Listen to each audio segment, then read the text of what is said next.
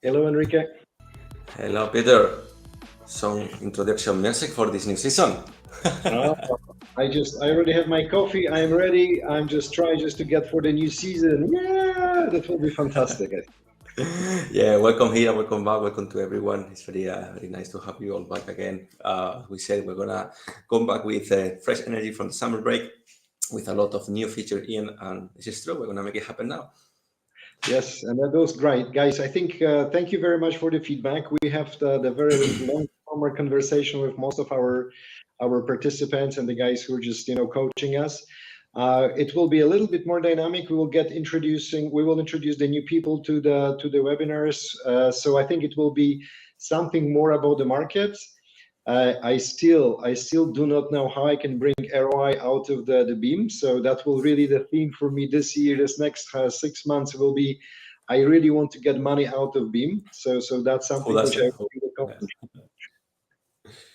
Yeah, to make this more close and to everyone, to the general public. Also, we wanted to interview people, as we said, and we have already lined up interview. We're going to release right after every big cafe if everything goes well. And so far, we have today one schedule with our first guest, who was Carlos Pedroza. You already saw the announcement this week in our LinkedIn channels. And what we're going to do today is make some of the briefing and talking about the interview, the highlighting some points, the most interesting parts that he shared with us. And right after, you will have the interview free of charge, free of data in YouTube for you. So this will be like a third step and approach. By the way, the interview will be in Spanish. We are expanding our market in languages, so we are using all our features Spanish as well. But no worries, I will grab some subtitles for today's session. And in YouTube for the tools of YouTube for sure you can also have the auto-generated English file. So very interesting as well. Guys, one thing is just to send some thumbs up to Enrique. He's so stressed about the new season right now. We are Yeah, starting season 2, so just send some thumbs up to make sure that he feels good and he feels just that we are doing the right thing. We are experimenting, guys. So just please be open, criticize to how you whatever you like it, whatever you don't like it. So we will just adjust it going forward with our format. yeah. So let's So go.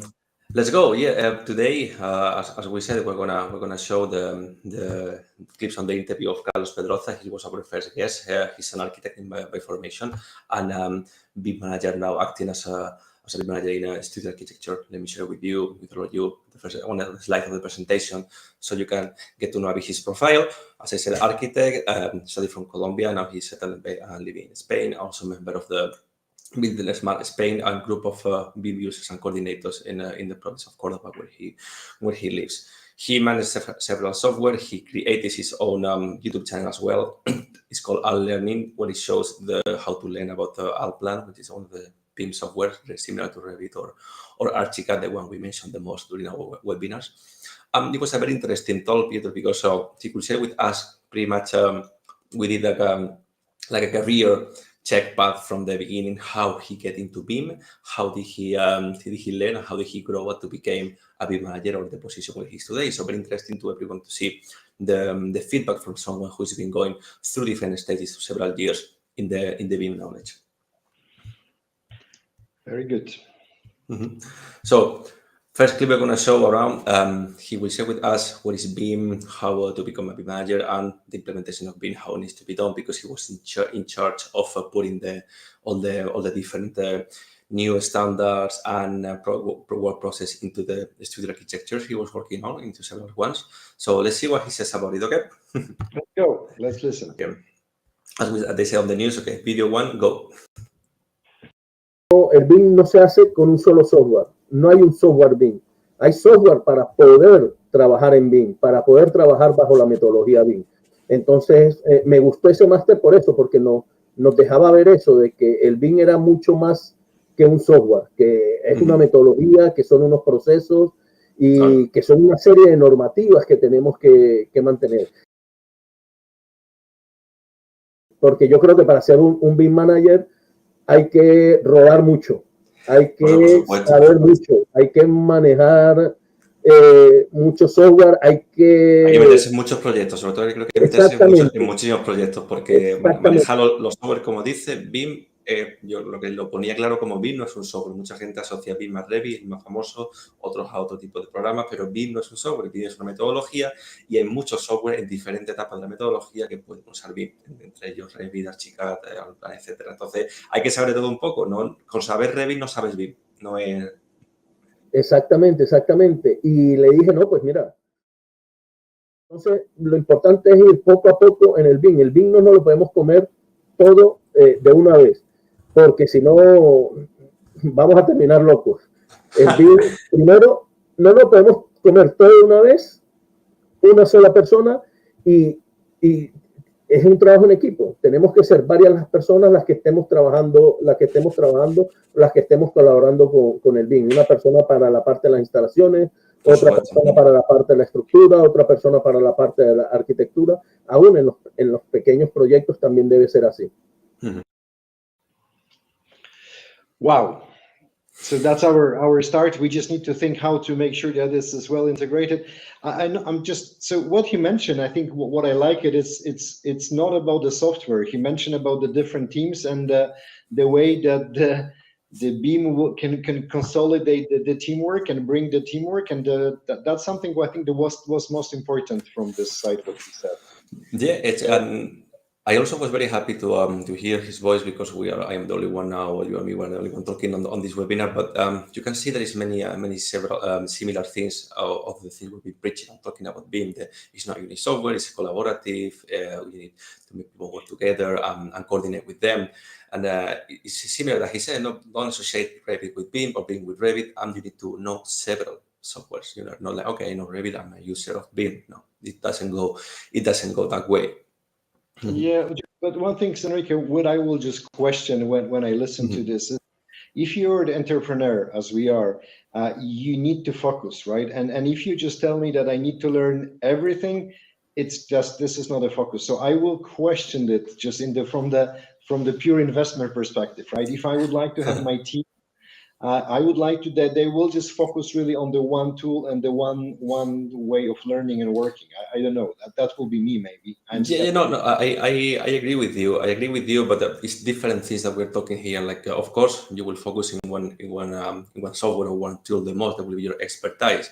But what Carlos wants to refer about this is that knowing that tool, you are not a BIM manager, you are not a BIM user. You need to know several ones. Yeah? And also what is important from his side is that he's at the end, it would drive us crazy. It would try to take it all in one plate. No? He would try to eat it all. He was saying, we need to go step by step, slowly. First, one software.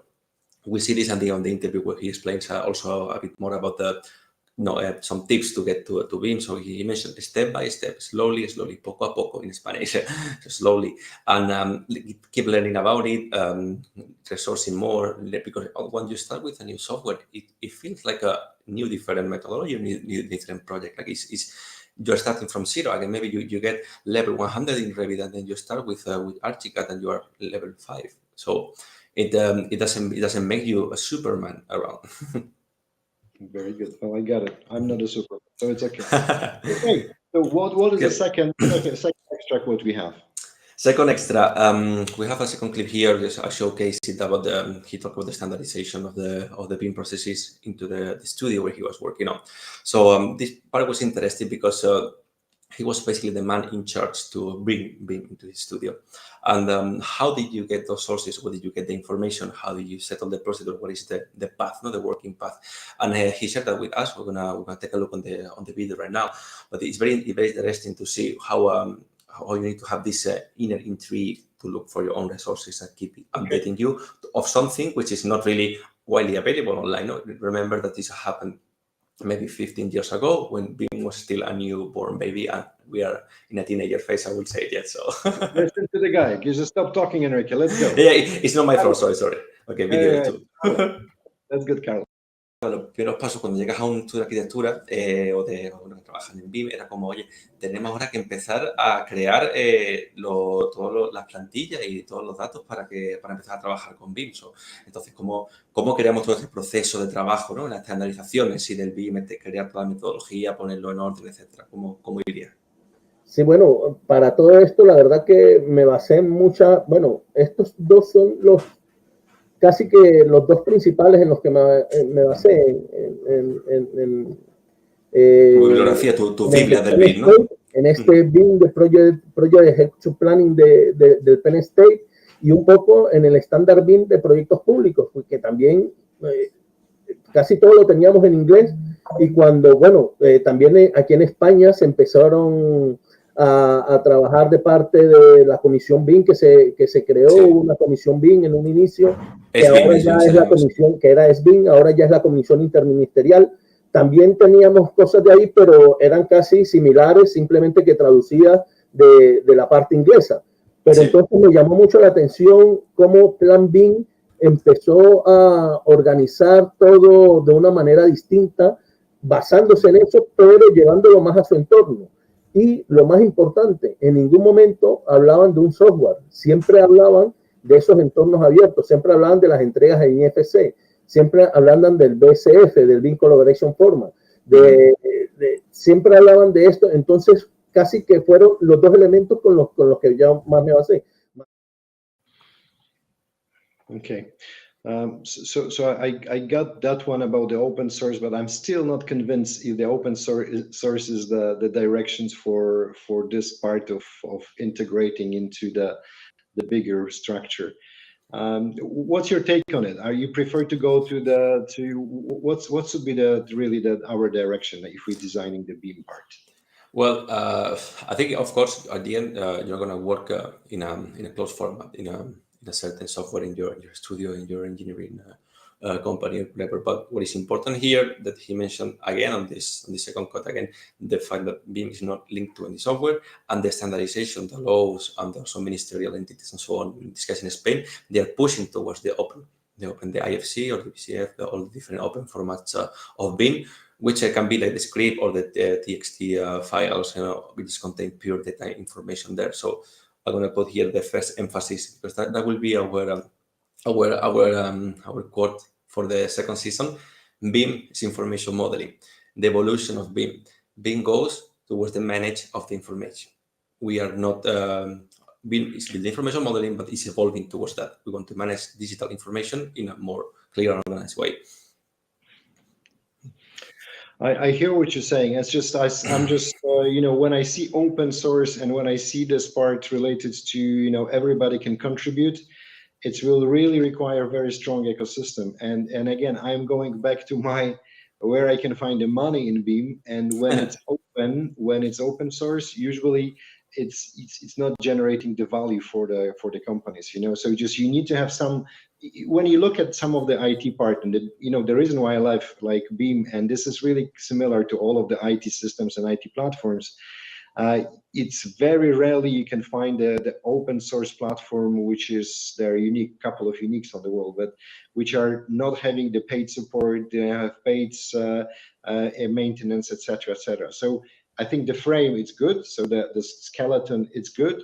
But at the end, you need to have something which is just more structured and paid, and at the end, you need to pay for it. So that's true. But the idea of the open source is to make interoperable. Like there's many different paid platforms and cloud softwares, and the idea of the open source pushed by the standard is like, okay, I can work on this A software, you can work on this B structure, sure. and you can have the C process, but we share it in this common language. I'm into interoperability, right? So that's something which is important. But interoperability and the open source, I think there are a couple of things which need to go together. So I will just challenge Carlos about the idea, but one of the things is it's good to have his opinion about it. Mm-hmm. Okay, so let's jump into the third topic or part of the interview. Here, Carlos is going to put some of the visual parts of what we were talking about. So how does he plan? So how people plan big project with BIM, and he highlighted the division of the categories, because it's important to, when we talk about big projects, we need to big project. So divide like different architecture, structure, installation, MIP, and so on, and how they need to make this small. Okay, let's sit together. Let's spend few days, few weeks, or hours, sit together and make a proper plan, and then carry out this project properly. This is also in accordance with what we talk about the integration of the new methodology of BIM, that you put all the efforts into the design part, and you don't want to really just, okay, go to construction and we will improvise now. So we need to move it to Carlos. Stop Oh my talking. God. You don't like me talking now? I thought you No, like I just like Carlos better, to be honest. I like this. you guys can see it. Someone new come here, and then he likes more. So maybe the next BIM Cafe Carlos will present it. Cierta envergadura, ya tenemos que enfrentarnos a un proyecto donde tenemos que hacer un planteamiento previo antes de empezar el modelo. Que digamos, en estos cubitos lo que hacemos es un planteamiento previo de cómo vamos a dividir ese modelo. Vamos a tenerlo dividido en unas zonas que son arquitecturas, unas zonas que son MEP, pero resulta que esas zonas MEP todavía van a estar más subdivididas, y esas zonas también de arquitectura van a estar más subdivididas. Supuestamente unas partes van a tener la fachada, va a estar en un modelo aparte, la parte interior va a estar en un modelo aparte, las escaleras van a estar en un modelo aparte. Entonces es como un esquema en el cual definimos la subdivisión que va a tener nuestro modelo. Por eso me pareció interesante esta imagen. Exactamente, y lo más importante es que para poder llegar a esto se debe mantener siempre un orden, una coordinación, mantener ese plan de ejecución BIM siempre actualizado, darle la información a cada uno de los agentes que están interviniendo en él, porque aquí trabaja aparte el estructurista, trabaja aparte el que hizo el proyecto del sótano, porque eran unos aparcamientos y había que hacer un proyecto independiente. Trabajó aparte el que hizo la parte de ventilación de todo lo que es el sótano. Entonces, pues, aquí sí nos tuvimos que poner como de acuerdo con todos los agentes que estábamos trabajando, junto con la empresa para la cual estábamos haciendo el proyecto. Esta fue hecha con un escáner láser faro, que lo que hace es ir tomando como una especie, mandando como un láser a cada uno de los puntos que puede tocar, y rebota, y de una vez entonces nos da las distancias y nos da los puntos en los que nos da esos puntos cada uno en un espacio tridimensional. O sea, un escaneo del edificio, ¿no? Exactamente, nos va dando un escaneo del edificio, un escaneo tridimensional. Wow, we're just introducing the lasers to the BIM. That was a surprise. I got the package for you. Yeah. It's very interesting, the interview, guys, if you really want to know about how the new BIM methodology, we call it like the BIM of the 21st century, so laser scans, and also making some building integration with the iPads and photography. So it's very cool, and he explained part of it as well. But going back to what we said about the big projects. No, I think that the important part, which is I like in this part, is really just that it shows like a BIM is really just a consolidation of you can just interoperate, and you can just consolidate different method tools, etc. And the modeling part, all of the information part, is a glue which keeps all of this part together. So that's really, I like it. And you can just, as you can see it, you can just have the laser scans. You can have some of, as you mentioned, iPads. Love it. I think that's something. I still don't know how to get the money out of it, but that's okay. I like the lasers.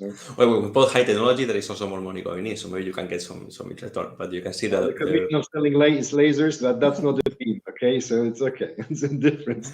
Good. So again, if you want to see more details about the technical works of Carlos, watch the full interview after this season, where he explained properly the laser scan and everything. Got it. And let's just jump to the last part where we analyze a bit this interview, and Carlos closing all the interview, like telling me how did I get a real benefit in our work in terms of improvement? How did you, at the end I get I'm gaining value here. I'm doing things better. I'm getting more information, delivering better results, and so on.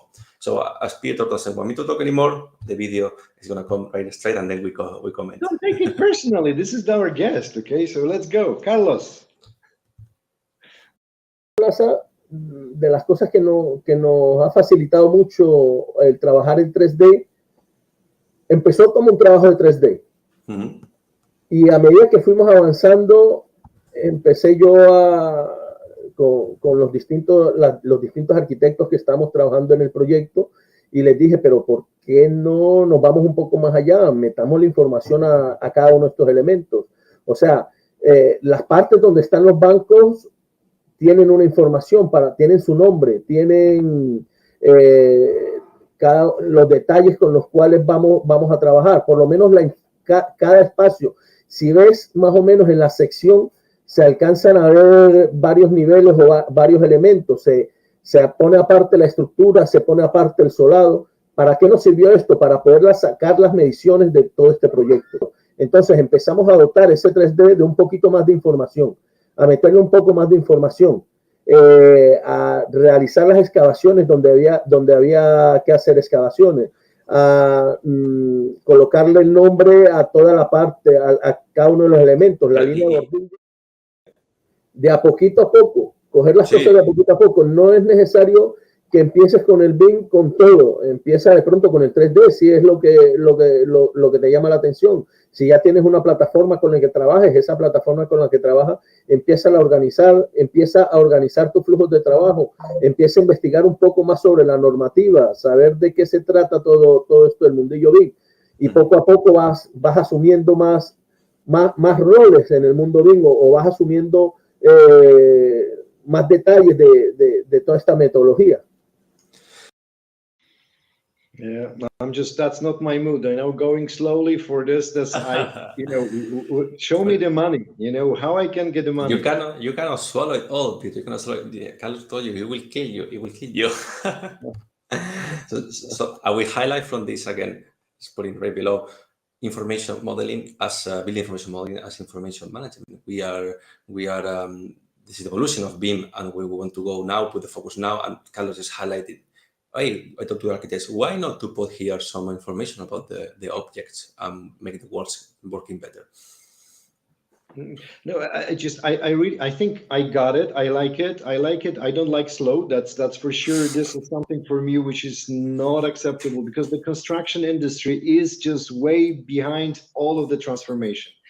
I see this already when you just put the benches into all of the BIM of the whole projects, and you put the BIM when you put the BIM objects in the details, then you can just launch all of the supply chain accordingly, right? So I will know at which moment of the day or the month I need to launch the order to the factory of the benches, which will send the benches at the moment of installation to the construction site, which will save me the storage place, etc., etc. So this is the money which I will get out of it. But that's something which we need to calculate. We need to show to the people that if I will put the benches on the BIM project, I can save the storage place of the 10 benches in my construction site, which will give me the $10 per hour saving because I have less space, right? Well, this kind of things, right? Well, you're super business focused, Peter, but yeah. I understand where you're coming from also. But the idea that he mentioned, hey, the people can coordinate and communicate with us, putting information on the model, and we get it from the model. So we could make the works, the excavation, putting the foundations in places where they need to be, because we had that information on the model. People don't go to the work site and say, okay, where should I do the hole? Let's put it here because I think this drawing says here. No, you have the information inside the model. There is no place to get it wrong because it's delivered by the source through the model. That's they're using the model as the common language. It's as English we're using now, or Spanish on the interview, and so on. I'm sorry, guys, as you can listen to us, we will have the very hot season, because we just start already disagree with Enrique on the first. We're going to divorce. Maybe we're going to divorce at the end of the season. Like, he tells me that I'm not listening to him and I want to go fast and I am business focused. And I'm just like, show me the money. So guys, I think if you really wish to have the very interesting season and just to see us fighting on the BIM, I think you need just to come in the next week. In fact, so come over next week, Friday. Just show us again the debating about why I just need to have money, and Enrique just showing me how to build a theory about the BIM. Exactly. So just to finalize, thank you so much to Carlos. I will show the presentation to him again. The interview is coming now in YouTube. Fully watch it, enjoy it. It's about almost 1 hour length. Thank you so much to him. And you remember, we're going to be here the next Friday at 10 o'clock, the next Friday, 9th of September. That's all. Thank you so much for watching. Go to the YouTube channel, subscribe, blah, blah, blah, blah, blah, blah. You know all this. Yeah, it's very... So I will have my boxing gloves next time, okay? So it's just... Perfect. Show me the money. Show me the money. Where is the money on the BIM stuff? I need to see this. You convinced me for the model, so let's try just to get it onto the details. I know that this is the modeling, but I need to see the dollars behind it. Okay, perfect. Thank you very much for having just a conversation, guys. Thank you for watching, and see you next week, guys. See you next week. Thank you so much, everyone. Have a good Friday and enjoy this new season of the BIM Cafe.